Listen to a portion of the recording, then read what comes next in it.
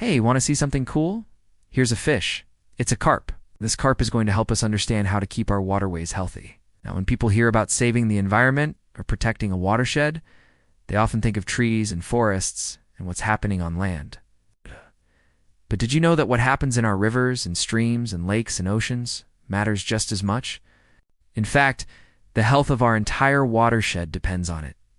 But what does a healthy waterway look like? Well, it's full of life. And one of the best ways we can measure that life is by looking at the fish that call it home. You see, fish are the perfect indicators of a healthy ecosystem because they rely on clean water and healthy habitat to survive. And if they're not doing well, it's a sign that something in their environment is out of balance. So let's take a closer look at our friend the carp. Carp are a type of fish called a cyprinid.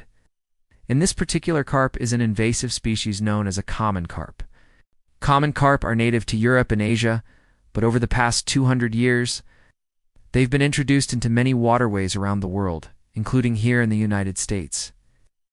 And while carp may be a delicacy in some cultures, here in their adopted home, they're considered a pest.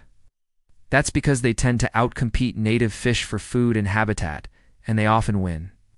Not only that, but carp have a voracious appetite, and they'll eat pretty much anything, which means they can wreak havoc on native plants and animals. No wonder they're on every state's list of prohibited aquarium species.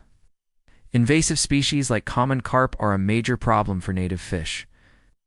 But even non-invasive fish populations can suffer when their environment is out of balance. That's why organizations like Trout Unlimited focus on protecting and restoring habitat for all types of freshwater fish, not just trout.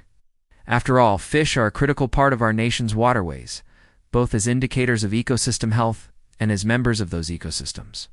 Healthy watersheds produce healthy fish, which in turn provide food for other animals and a livelihood for people. Unfortunately, many of our nation's waterways are out of balance and in danger of being overrun by invasive species like the common carp.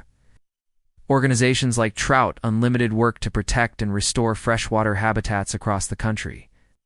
When we remove dams to restore a river's natural flow, we open up new habitat for native fish. When we plant trees along a stream, we create shade that keeps the water cool and oxygenated, which is good for all kinds of aquatic life. And when we work with farmers to reduce pollution from agricultural runoff, we ensure that our waterways are clean enough for fish to thrive in. Because we know that healthy watersheds produce healthy fish, which in turn provide food for other animals and a livelihood for people. Unfortunately, in many parts of the country, invasive species like the common carp are gobbling up native fish habitat before it can be restored. That's why one of the best things we can do for our waterways is to keep invasive species out of them in the first place. Many aquatic invasive species, including common carp, are spread by people either intentionally or accidentally through activities like fishing, boating, and even dumping aquarium contents into a nearby waterway.